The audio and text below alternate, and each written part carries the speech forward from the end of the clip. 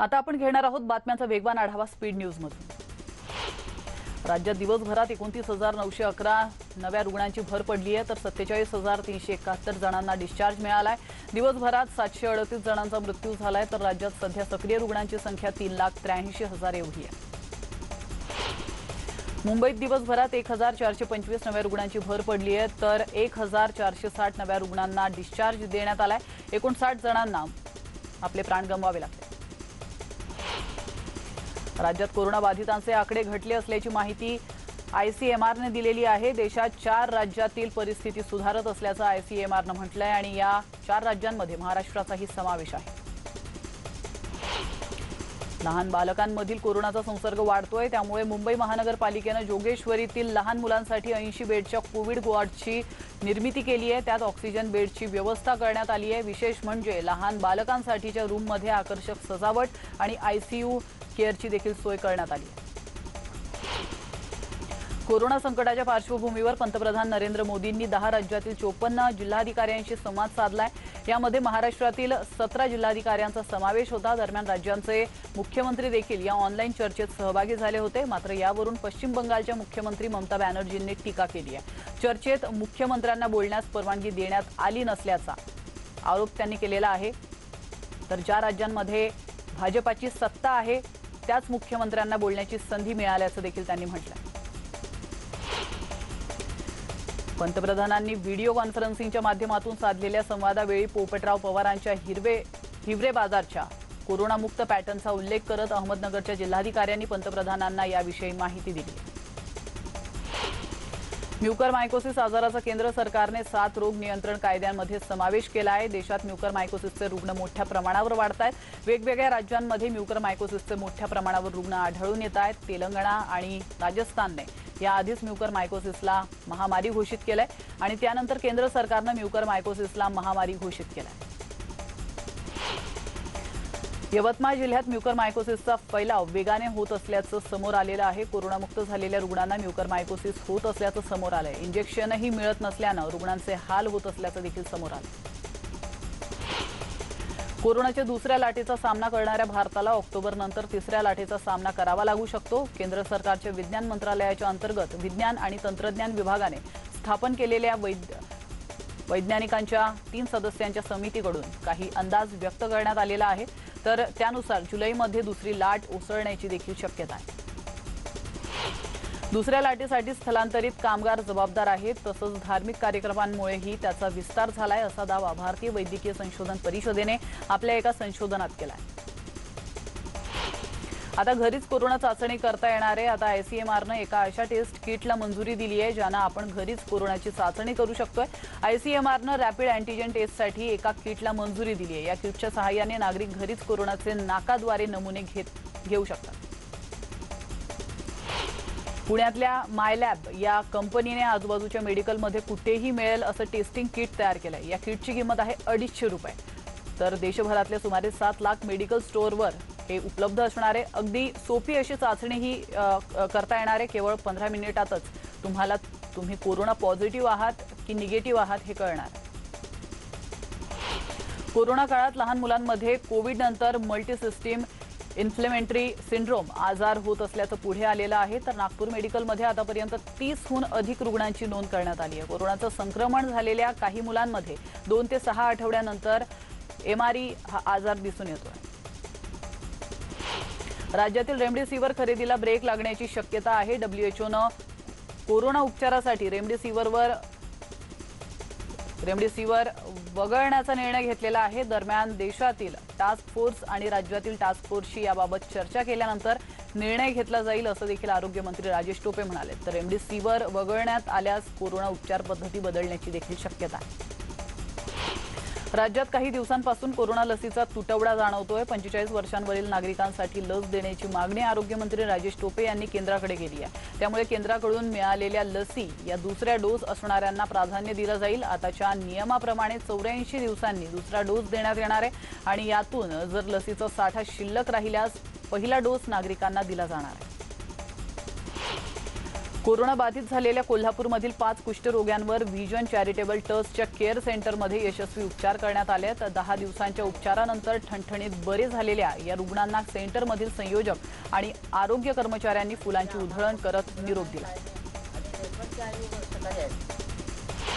वसईच्या ग्रामीण भागातील कोरोना केंद्रातून उपचारादरम्यान पळालेल्या 62 वर्षीय रुग्णाचा निर्मळ परिसरात मृतदेह सापडल्याने एकच खळबळ उडाली आहे. या संदर्भात वसई पोलीस ठाण्यात नोंद करण्यात आली आहे असून तर मृतदेह शवविच्छेदनासाठी पाठवण्यात आला.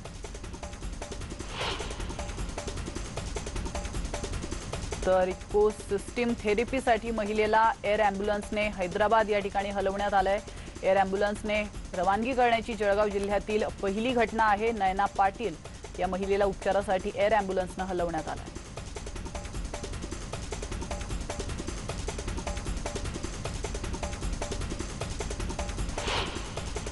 कोकणात चक्रीवादळाने झालेल्या नुकसानीची पाहणी करण्यासाठी विधानसभा विरोधी पक्षनेते कोकणच्या दौऱ्यावर आलेले आहेत. यावेळी त्यांनी रत्नागिरी जिल्ह्यातील नुकसानग्रस्त भागाची पाहणी केल्यानंतर जिल्हाधिकारी लक्ष्मीनारायण मिश्रा यांच्याकडून आढावा देखील घेतलाय. सरकारने सजगता बाळगून काम करावं आणि कोकणी जनतेला तात्काळ मदत करावी असं आवाहन विरोधी पक्षनेते देवेंद्र फडणवीसांनी केलं. विजय वडेट्टीवार यांनी रायगड जिल्ह्यातील नुकसानग्रस्त भागाचा दौरा केलेला आहे. निजामपूरमध्ये त्यांनी नुकसानाची पाहणी केली आहे. सरकार लवकरच नुकसानग्रस्तांना मदत करणार असल्याचं वडेट्टीवार म्हणाले. मुख्यमंत्र्यांच्या कोकण दौऱ्यानंतर ते पॅकेजची घोषणा करणार असल्याचंही वडेट्टीवार म्हणाले.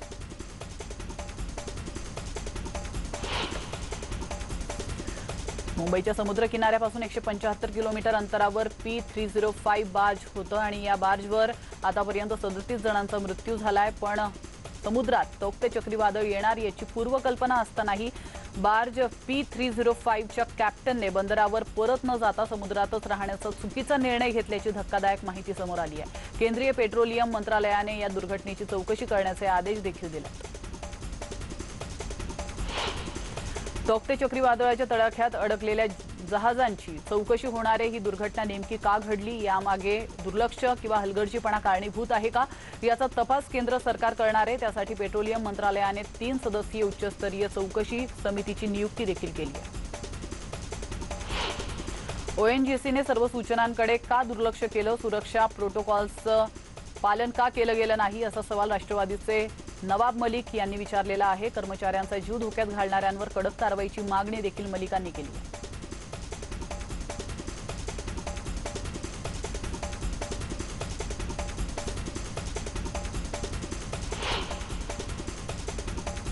आघाडीत वाद आहे असं वाटत असेल त्यांनी त्याचा आनंद घ्यावा. महाविकास आघाडी सरकार 5 वर्षे पूर्ण करेल असं राष्ट्रवादीचे नवाब मलिक म्हणाले. किती आणि कशी वाट पाहायची हे विरोधकांनी ठरवावं असा टोलाही मलिक यांनी लगावला.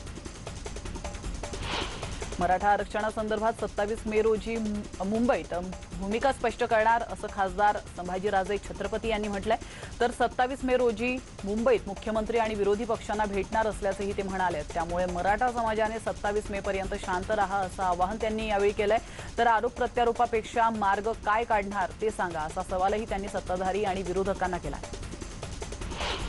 पदोन्नतीतील आरक्षण रद्द करण्यात आल्यानं हरिभाऊ राठोड यांच्या नेतृत्वाखाली ठाण्यात निदर्शनं करण्यात आली आहेत. पदोन्नतीतील आरक्षण रद्द झाल्यानं त्याचा फटका हजारो मागासवर्गीय कर्मचाऱ्यांना बसणार असल्याचं राठोड म्हणाले. राज्यातील मागासवर्गीय कर्मचाऱ्यांना पदोन्नतीमध्ये असलेले आरक्षण महाविकास आघाडी सरकारने अचानक रद्द केलंय. त्यामुळे राज्यभरातील मागासवर्गीय कर्मचाऱ्यांमध्ये चांगलाच असंतोष निर्माण झालाय. आज अमरावतीमध्ये विविध कर्मचारी संघटनेच्या पदाधिकाऱ्यांनी जिल्हाधिकारी यांना निवेदन देत हा GR रद्द न झाल्यास रस्त्यावर उतरून आंदोलन करण्याचा इशाराही संघटनेच्या वतीनं देण्यात आला. पोलीस निरीक्षक भीमराव घाडगे यांनी परमबीर सिंग यांच्या विरोधात हायकोर्टात प्रतिज्ञापत्र दाखल केलंय. सिंग यांनी त्यांच्या विरोधात अॅट्रॉसिटी प्रिव्हेन्शन ॲक्टनुसार गुन्हा दाखल केलेला आहे आणि अशी मागणी त्यांनी केलेली आहे. त्यांच्या या मागणीला घाडगे यांनी विरोध दर्शवत प्रतिज्ञापत्र दाखल केलं. सचिन वाझेचा आणखी एक कारनामा समोर आलाय. आणखी एक गाडी NIAने जप्त केली असून लाल रंगाची टवेरा गाडी जप्त करण्यात आली आहे. तर याच गाडीत मनसुखची हत्या झाल्याचा संशय असल्याचं देखील सांगण्यात येतं. जालन्यात शर्जील उस्मानी विरुद्ध धार्मिक भावना भडकवल्याप्रकरणी गुन्हा दाखल करण्यात आलाय. सोशल मीडियाच्या माध्यमातून धार्मिक तेढ निर्माण करणं, हिंदू देवदेवतांची बदनामी करणारा मजकूर सोशल मीडियावर पसरवणं, प्रसिद्ध करणं या प्रकरणी अंबड पोलीस ठाण्यात गुन्हा दाखल करण्यात आला। कोरोनामुळे शूटिंग थांबलंय, त्यामुळे अनेक कलाकार आर्थिक संकटात सापडलेत। याबाबत शासन स्तरावर बैठक घेण्यात आली असून लवकरच कलाकारांना भरीव मदत करण्याबाबत निर्णय घेण्यात येईल, अशी माहिती सांस्कृतिक कार्य मंत्री अमित देशमुख यांनी दिली।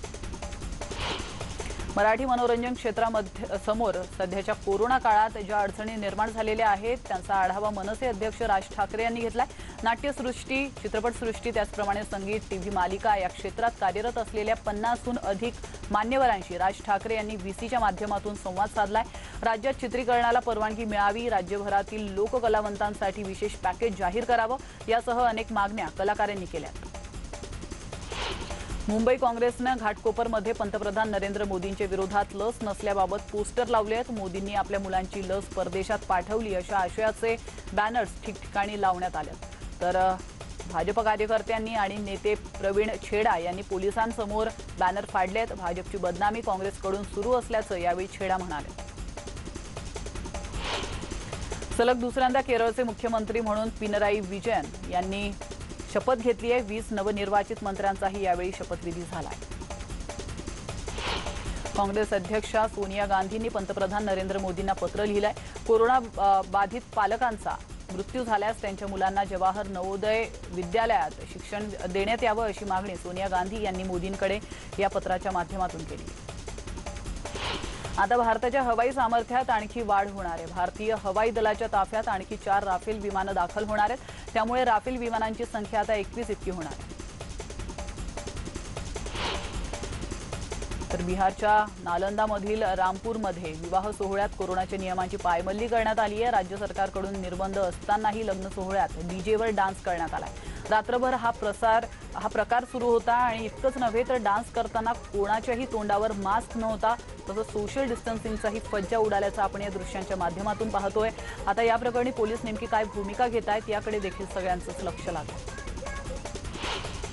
फ्लाइंग शीख म्हणून ओळखले जाणारे धावपटू मिल्खा सिंग यांना कोरोनाची लागण झाली आहे। ते सध्या त्यांच्या चंदीगड इथल्या घरात विलगीकरणात आहेत। या आठवड्यामध्ये त्यांच्या स्टाफपैकी एकाला कोरोनाची लागण झाल्याचं कळत आहे।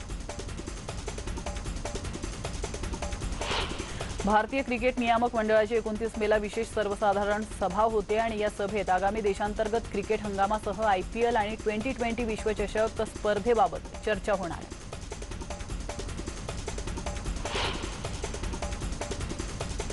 आणि यासोबतच स्पीड न्यूज मध्ये वेळ झाली, इथंच थांबण्याची, मात्र तुम्ही कुठेच जाऊ नका, पाहत रहा न्यूज 18 लोकमत।